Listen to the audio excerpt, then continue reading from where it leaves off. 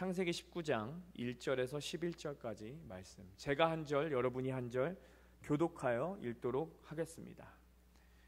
저녁 때에 그 두 천사가 소돔에 이르니 마침 롯이 소돔 성문에 앉아 있다가 그들을 보고 일어나 영접하고 땅에 엎드려 절하며 이르되 내 주여 돌이켜 종의 집으로 들어와 발을 씻고 주무시고 일찍이 일어나 갈 길을 가소서.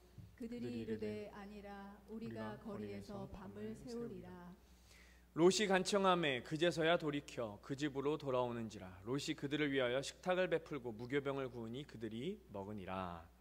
그들이 눕기 전에 그 성 사람 곧 소돔 백성들이 노소를 막론하고 원근에서 다 모여 그 집을 에워싸고 롯을 부르고 그에게 이르되 오늘 밤에 내게 온 사람들이 어디 있느냐 이끌어내라. 우리가 그들을 상관하리라. 롯이 문 밖에 무리에게로 나가서 뒤로 문을 닫고 이르되 청하노니 내 형제들아 이런 악을 행하지 말라. 내게 남자를 가까이 하지 아니한 두 딸이 있노라. 청하건대 내가 그들을 너희에게로 이끌어내리니 너희 눈에 좋을 대로 그들에게 행하고 이 사람들은 내 집에 들어왔은즉 이 사람들에게는 아무 일도 저지르지 말라. 그들이 이르되 너는 물러나라. 또 이르되 이자가 들어와서 거류하면서 우리의 법관이 되려 하는도다. 이제 우리가 그들보다 너를 더 헤아리라 하고 롯을 밀치며 가까이 가서 그 문을 부수려고 하는지라. 그 사람들이 손을 내밀어 롯을 집으로 끌어들이고 문을 닫고 함께 문 밖에 무리를 대소를 막론하고 그 눈을 어둡게 하니 그들이 문을 찾느라고 헤매었더라. 아멘. 할렐루야. 지난주에 이런 말씀을 드렸습니다. 인간은 적응을 매우 잘하는 존재이다 라는 말씀입니다. 이 말씀을 바꿔서 말씀드리면요, 인간은 환경의 지배를 받는 존재라는 것입니다. 환경에 빠르게 적응하고 그 빠르게 변화하는 이 세상에 적응하는 것이 현대 사회에서 성공을 위한 중요한 덕목이기도 합니다. 마지막일지 모르겠지만 한 번 더 군대 얘기를 드리겠습니다. 군대에 가면 부졸이라고 해서요, 이제 선임들이 후임들을 괴롭히는 게 있는데 꼭 제일 못 살게 굴던 선임들이 전역을 하면서 하는 말이 뭔지 아십니까? 보통 이런 말은 우리는 너 때보다 더 많이 당했어. 첫 번째. 두 번째는 나도 어쩔 수 없었어.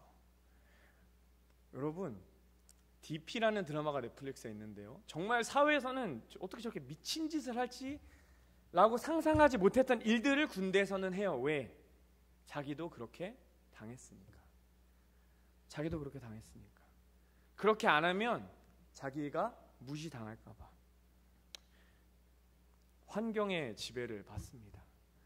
또 어떤 이들은 교회에 와서 선한 영향을 받고 좋은 사람들을 만나서 삶이 변화되기도 하는 반면에 어떤 이들은 사람을 잘못 사귀어서 그 원하지 않던 방향으로 삶이 흘러가는 것도 볼 수 있습니다. 또 요즘 들어 우리가 2024년 벌써 10월 16일을 지나고 있죠. 정말 빨리 변하는 문화와 빨리 변하는 언어 속에서 여러분은 살고 계십니다. 제가 종종 우리 친구들에게 하는 말입니다. 제 친구들이 저한테 와서 이렇게 물어봐요. 한국에서도 그렇게 하냐? 그럼 제가 뭐라고 대답하시는지 아십니까, 여러분? 이렇게 대답합니다. 나 한국 떠난 지 13년 됐어. 도대체 한국이 어떤지 몰라. 근데 그 친구들 눈에 저는 한국 사람인 겁니다. 그래서 유학을 와보신 분들이나 유학생활을 해서 미국에서 오래 사신 분들은 가끔 이런 거 느끼실 것 같아요. 한국 가도 내 땅이 아닌 것 같고 미국에 있어도 내 땅이 아닌 것 같고. 제가 이런 말씀을 드리는 이유는 인간은 환경의 지배를 받기 때문입니다. 그래서 그런지 요즘에 가장 중요하게 생각되는 덕목이 하나 있는데요, 그것은 새로운 땅에 갔을 때 또는 새로운 문화를 접했을 때, 새로운 기계를 접했을 때 그것에 적응하고 살아가는 능력이 우리가 세상을 살아갈 때 중요하다는 것입니다. 여러분, 우리 옆 사람 한번 둘러보시겠습니까? 어떤 분들은 한국에서 와셔서 몇십 년 이상을 사신 분들도 계실 것이고, 또 어떤 분들은 다른 주에서 이사 오신 분들도 있고, 또 다른 직업 속에서, 또 다른 문화권에서 살고 계시는 분들도 있을 겁니다. 오늘은 우리 옆 사람들을 이렇게 한번 위로해봤으면 좋겠어요. 적응하느라 고생 많으셨습니다. 적응하느라 고생 많으셨습니다. 여러분, 적응하느라 고생 많으셨습니다. 그럼 여기서 여러분께 한 걸음 더 나아가서 이렇게 여쭙고 싶어요. 적응을 잘 한다는 것, 환경에 영향을 받는다는 것은 어떤 의미일까요? 여러분, 적응을 잘하고 환경에 영향을 받는다는 것은 뭐로 알 수 있냐면요, 우리의 행동과 말투가 달라지는 것을 볼 수 있습니다. 예를 들어 보겠습니다. 제 개인적인 얘기를 들어보려면, 제가 대학교 1학년 때 처음 미국에 왔을 때 모습과 제가 군대를 전역하고 다시 3학년 2학기 복학했을 때 모습이 너무나 달라져서 제 담당 교수님이 저에게 이렇게 물었습니다. 도대체 너한테 2년 동안 무슨 일이 생긴 거니? 라고 물으셨어요. 그 말은 제가 다양한 환경을 접하고 다양한 사람들을 접하면서 삶 속에서 제 삶이 변했다는 겁니다. 제 삶이 변하니까 제 말투도 변했고 제 바디랭귀지도 변했고 제 삶의 행동도 변했다는 거예요. 그러면 여러분, 이 적응이라는 관점, 환경에 따라 변화한다는 그 생각을 갖고요, 오늘 창세기 19장을 읽어보고 싶습니다. 오늘 창세기 19장은 믿지 않는 사람들도 다 아는 말씀이에요. 왜? 소돔과 고모라 내용이니까. 핫하죠? 지난주의 말씀과 이어집니다. 지난주에 더운 날씨를 피해서 쉬고 있던 아브라함에게 하나님과 2명의 천사가 함께 나타났습니다. 하나님께서는 아브라함과 사라 사이에서 내년에 반드시 아이가 생길 거야 라고 말씀하셨고, 이것을 몰래 들었던 사라는 비웃었어요. 그 하나님이 너 왜 비웃었어? 그러니 사라가 두려워했고 결국에 하나님이 내게 아들을 주실 거라는 것을 믿게 됐습니다. 그리고 어떻게 됐냐면요, 각자 다 제 자리로 돌아갔는데 아브라함과 하나님만 남아서 대화를 시작합니다. 하나님께서 아브라함에게 이렇게 말씀하십니다. 소돔과 고모라의 죄가 가득하여서 그들은 심판을 받을 것이다. 이때 아브라함은 하나님과 딜을 하기 시작합니다. 우리의 말로 바꾸면 중보를 하기 시작해요. 하나님, 소돔과 고모라 땅에 의인 50명, 아니 45명, 아니 40명, 30명, 20명, 10명만 있다면 그들을 멸하지 말아주십시오라고 중보하기 시작해요. 그때 아브라함은 생각했을 겁니다. 아무리 그래도 소돔과 고모라라는 도시인데 적어도 의인 10명은 있겠지. 그런데 어떻게 되죠? 의인 10명이 없었습니다. 그 결과 소돔과 고모라는 유황불에 완전히 멸망하고 맙니다. 여러분, 이 말씀을 들으며 저는 문득 이런 생각을 던져보았습니다.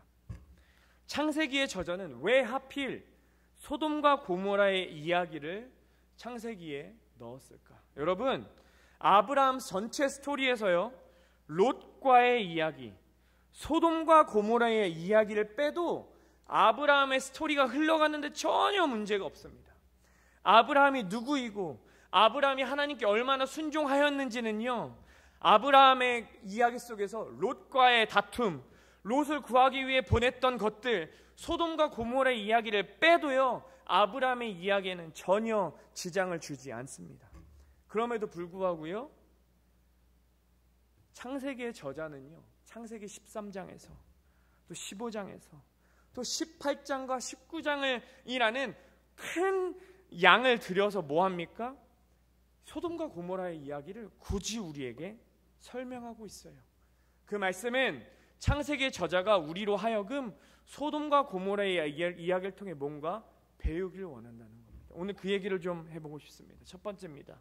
소돔과 고모라는요, 왜 멸망했을까라는 질문입니다. 그들이 멸망한 이유는 그들이 맺은 열매 때문에 멸망했다는 이야기입니다. 소돔과 고모라가 왜 멸망했는지는 창세기 15장부터 등장합니다. 15장 16절, 내 자손은 4대 만에 이 땅으로 돌아오리니 이는 아모리 족속의 죄악이 아직 가득 차지 아니함이니라 하시더니, 하나님께서는 가나안 땅에 대해서 말씀하시면서 또 소돔과 고모라 땅에 대해서 말씀하시면서 죄악이 가득 차지 아니하여서 아브라함과 너희 가족들은 잠시 떠나갔다 와야 돼라고 말씀하십니다. 이것을 이어서 18장에서 이렇게 말씀하세요. 18장 20절입니다. 여호와께서 또 이르시되 소돔과 고모라에 대한 부르짖음이 크고 그 죄악이 심히 무거우니. 그리고 19장 13절 그들에 대한 부르짖음이 여호와 앞에 크므로 여호와께서 이것을 멸하시려고 우리를 보내셨나니 우리가 멸하리라. 그러니까 지난주에 읽었던 말씀들과 지금 제가 몇 가지 이렇게 드렸던 말씀을 통해 보면 소돔과 고모라가 멸망한 이유는 딱 두 가지입니다. 첫 번째, 그들의 죄가 가득 차서. 두 번째 뭡니까? 의인 10명이 없어서. 만약에 의인 10명만 있었어도요, 하나님께서는 소돔과 고모라 멸망시키지 아니하셨을 겁니다. 그럼 여기서 여러분께 이렇게 질문하고 싶습니다. 도대체 뭐가 얼마나 잘못됐길래 도시 전체가 불에 타야 됐을까요? 여러분, 소돔과 고모라 땅이라고 알려진 지역을, 그러니까 제가 신학교 때 이스라엘에 갈 수 있는 기회가 있었는데 저는 못 갔고 제 동기들이 갔다 왔거든요. 그 동기들이 소돔과 고모라라고 알려졌던 지역을 갔다 와서 해줬던 말이 기억이 나요. 소돔과 고모라였던 지역을 가면 생명이 살 수 없을 정도로 척박하고 덥답니다. 도대체 그들이 뭘 그렇게 잘못했길래 수천 년이 지난 지금까지 아무것도 잘할 수 없을 정도로 그 도시가 불타 없어졌을까요? 그들이 잘못한 것을요, 창세기의 저자는 이 천사 2명을 방문한 그 사건을 통해서 표현합니다. 여러분, 제가 지금부터 여러분께 드리는 이야기를 잘 한번 들어보시고요, 함께 좀 생각해 봤으면 좋겠습니다. 아브라함 앞에 하나님과 천사 2명이 18장에 나타났습니다. 그리고 아브라함과 하나님이 대면하여 대화하는 동안 무슨 일이 있었죠? 천사 2명은 소돔과 고모라를 향해 떠났습니다. 여러분, 아브라함도 이 천사 2명을 만났고요, 롯도 이 천사 2명을 만났습니다. 그런데 이 만남을 보면요, 그 만남도 뭐가 달라요. 우리 함께 18장 1절, 19장 1절 읽어보겠습니다. 여러분이 18장 1절, 제가 19장 1절 읽어볼게요. 18장 1절입니다. 여호와께서, 여러분이 한번 읽어보실게요. 18장 1절. 여호와께서 마므레의 상수리 나무들이 있는 곳에서 아브라함에게 나타나시니라. 날이 뜨거울 때에 그가 장막문에 앉아있다가. 자, 여러분, 이게 아브라함이 천사 2명을 만난 장면입니다. 그리고 롯이 천사 2명을 만난 장면을 제가 읽어보겠습니다. 19장 1절입니다. 저녁 때 그 2 천사가 소돔에 이르니 마침 롯이 소돔 성문에 앉아있다가 그들을 보고 일어나 땅에 엎드려 절하며. 여러분, 여기서 크게 2가지 차이가 있습니다. 첫 번째는요, 시간이 다르고 장소가 다릅니다. 설명드려볼게요. 시간입니다. 아브라함은 천사들을 낮에 만났어요. 어떤 낮에 만났느냐? 아브라함은요, 뜨거울 때, 그러니까 그가 아침 일찍 일어나서 열심히 일하다가 쉬고 있다가 그들을 만났습니다. 그런데 롯은 언제 만났냐요? 저녁, 밤, 이브닝에 만났습니다. 여러분, 성경에서요, 낮과 밤은 영적인 의미를 갖고 있는 것 아십니까? 낮은 빛이 있습니다. 그러나 밤에는 어둠이 있습니다. 빛이 있기 때문에 이것은 종종 하나님의 시간을 의미하고요, 밤은 어두움을 인해서 악을 의미하곤 합니다. 또 장소가 달라요. 아브라함은 장막 앞에서 천사들을 맞이하였지만 롯은 성문 앞에서 그들을 만났습니다. 성문인 그 당시에 어떤 곳이었냐면요, 모임을 했던 곳이고 시장이 열렸던 곳이고 사람들이 모여서 술을 마시고 파티를 열었고 거래를 하며 즐기던 장소였습니다. 뭐가 달랐느냐? 아브라함이 장막 앞에 앉아 있었다는 것은요, 그가 아침 일찍 일어나서 그의 가족들과 가축들을 돌보고 쉬고 있었다는 거예요. 아브라함에게 제일 먼저 우선순위는 그의 가족을 돌보고 그들의 필요를 채우며 그들을 사랑하고 있었다는 겁니다.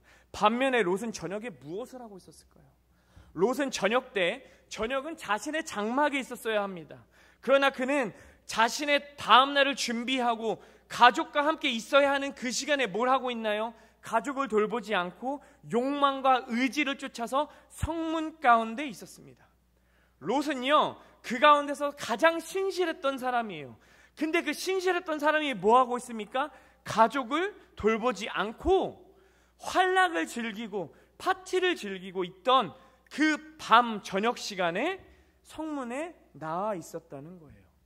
이것은 무엇을 뜻하냐면요, 소돔의 사람들은 그들의 가족을 돌보는 것보다 자신의 욕망을 더 중요하게 여겼다는 겁니다. 또한 우리가 볼 수 있는 차이점이 한 가지 있습니다. 그것은 소돔과 고모라 사람들이 이 나그네들을 어떻게 맞이하였느냐의 차이입니다. 우리 이것을 18장 6절에서 8절까지, 제가 6절 여러분이 7절 8절은 함께 읽어보겠습니다. 아브라함이 급히 장막으로 가서 사라에게 이르되 속히 고운 가루 세 스아를 가져다가 반죽하여 떡을 만들라 하고, 여러분이 7절, 아브라함이 또 가축대 있는 곳으로 달려가서 기름지고 좋은 송아지를 잡아 하인에게 주니 그가 급히 요리한. 우리 함께 읽겠습니다. 아브라함이 엉긴 젖과 우유와 하인이 요리한 송아지를 가져다가 그들 앞에 차려놓고 나무 아래에 모셔 섬에 그들이 먹으니라. 아멘. 여러분, 성경 읽을 때 이렇게 읽는 것도 되게 재밌습니다. 뭐냐면 이 한 절 안에 얼마나 많은 내용이 들어있냐는 거예요. 6절 볼게요. 급히 장막으로 가서 사라에게 이르되 속히 고운 새 가루를 가져다가 만들라 하고, 또 가축대 있는 곳으로 가서 기름지고 좋은 송아지를 잡아 하인에게 주고 요리하고 그것을 갖고 옵니다. 근데 이것을요 어떻게 읽어야 되냐면요, 이것은 지금 아브라함이 굉장히 급박하게 움직이고 있는 거예요. 손님이 왔네? 맞이해야지라고 생각하고요, 손님을 보자마자 잠깐만 기다리세요. 그 장막으로 뛰어들어가서 자, 세 스아를 가져와라. 당시 세 스아는요, 이게 얼마나 많은 양이었냐면 고운 세 스아는요 21명이 먹어도 배부르게 먹을 정도의 양이었다는 겁니다. 그러니까 아브라함은 손님을 보자마자 장막으로 돌아가서 갖고 있는 거 다 갖고 나와. 제일 좋은 거 갖고 나와. 제일 좋은 송아지 갖고 나와. 빨리 준비해. 우리 이 사람들 영접해야 돼 라는 거예요.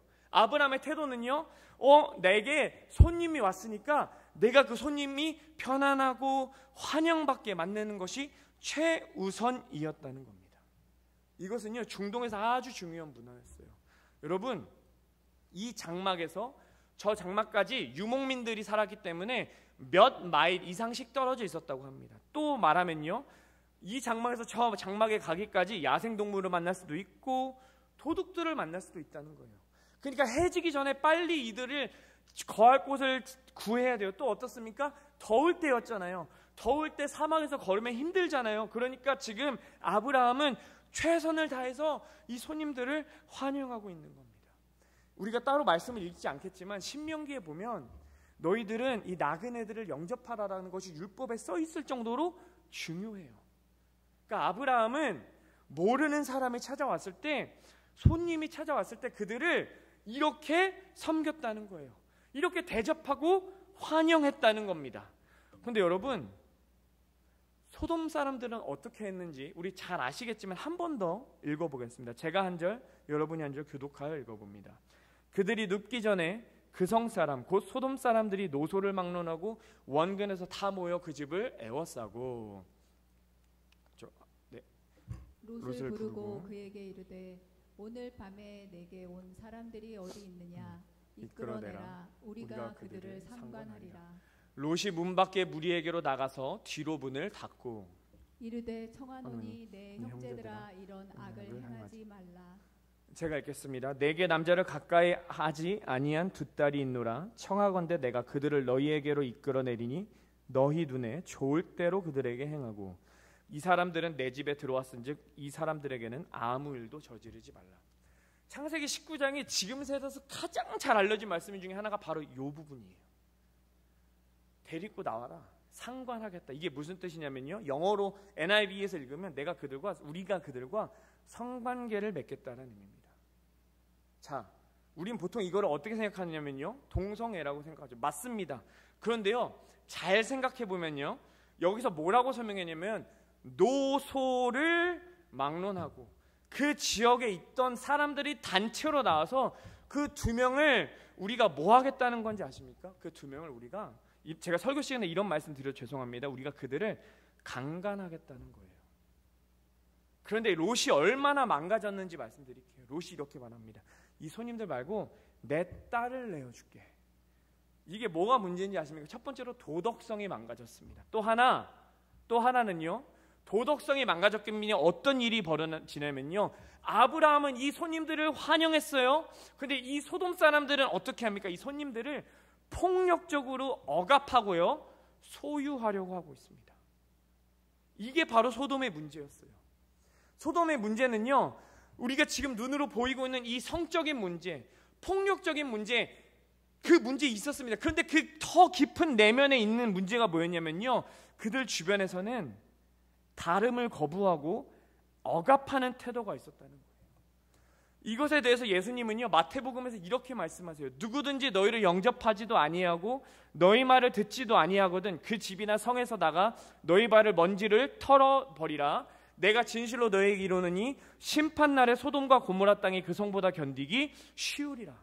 소돔과 고모라가 멸망하게 된 이유는요, 성적인 문제 때문이 성적인 문제도 있어요. 그런데 성적인 문제는요, 그것은 그들의 썩음의 열매이고 결과였다는 거예요.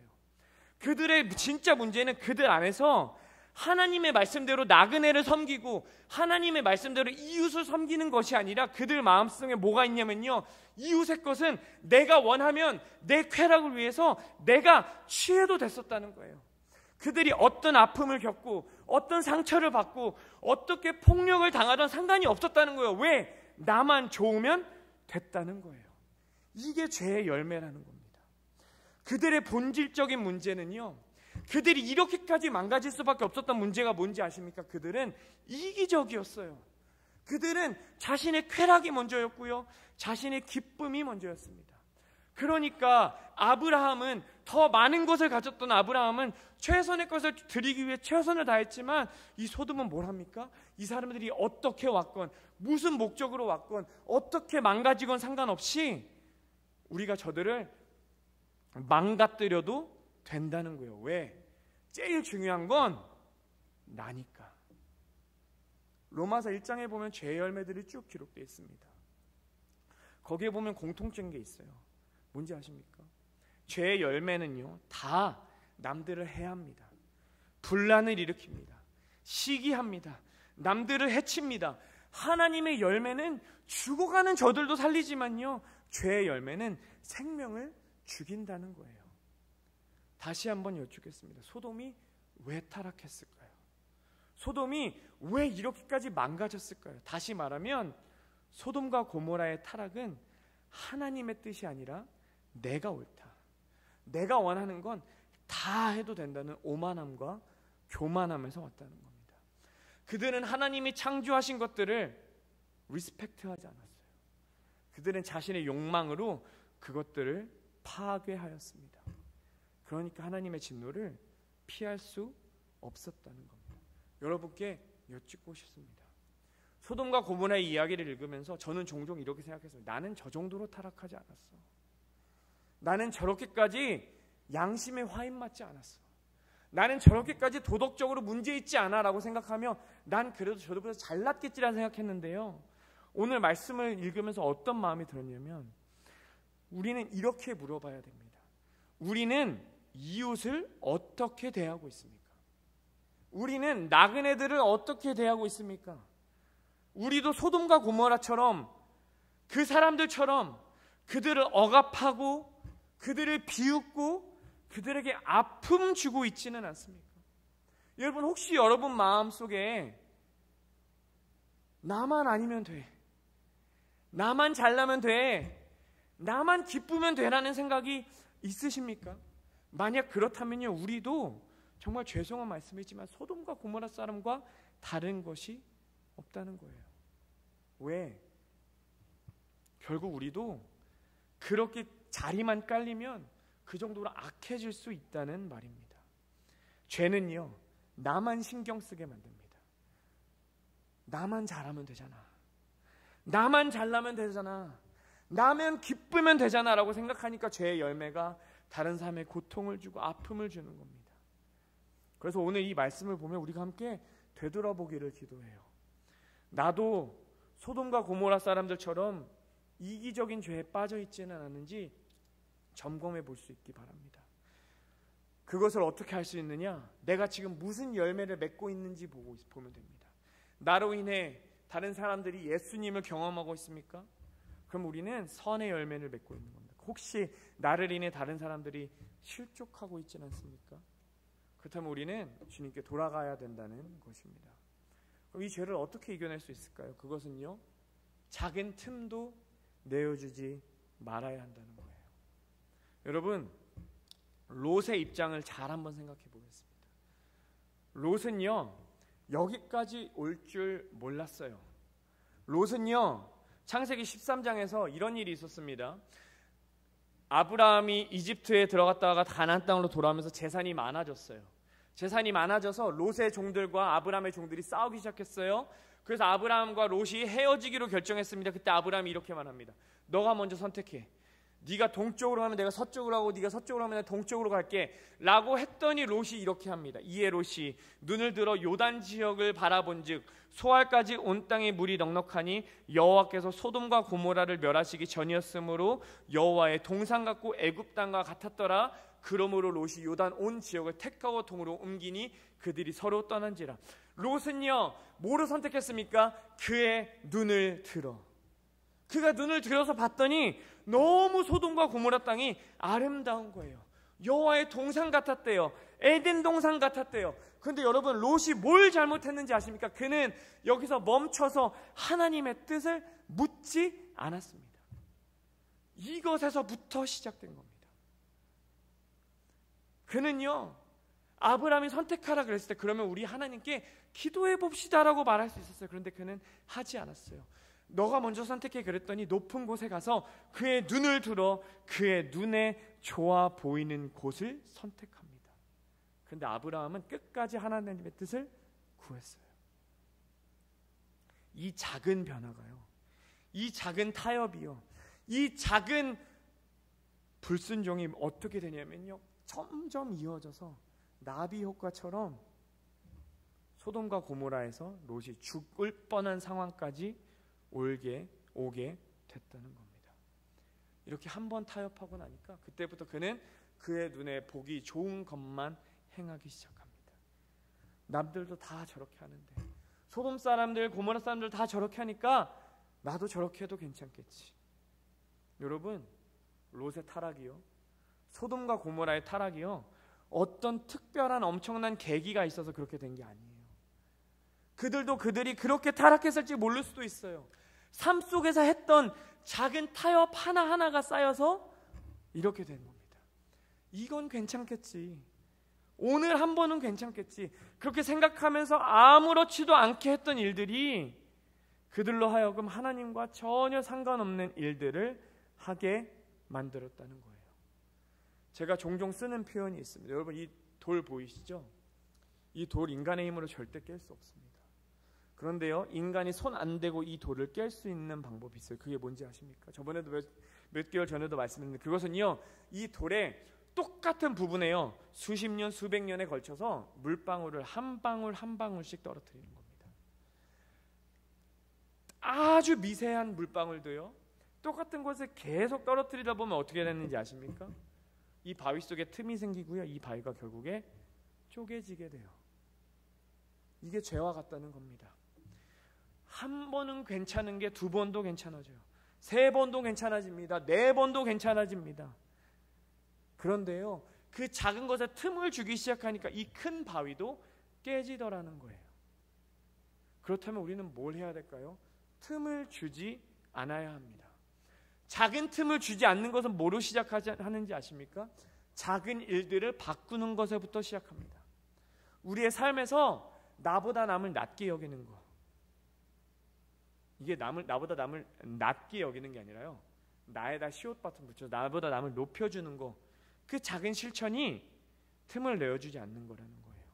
우리의 삶에서 아브라함이 그랬던 것처럼 다른 사람의 아픔을 내 아픔처럼 기도하는 것도요, 우리가 틈을 내어주지 않는 방법이라는 겁니다. 그리고 가장 중요한 것은요, 우리의 삶 속에서 즉각 반응하고 행동하는 것도 중요하지만 정말 중요할 때는 롯이 실수했던 것을 배우는 겁니다. 잠시만 멈춰서 하나님의 뜻을 구하는 거예요.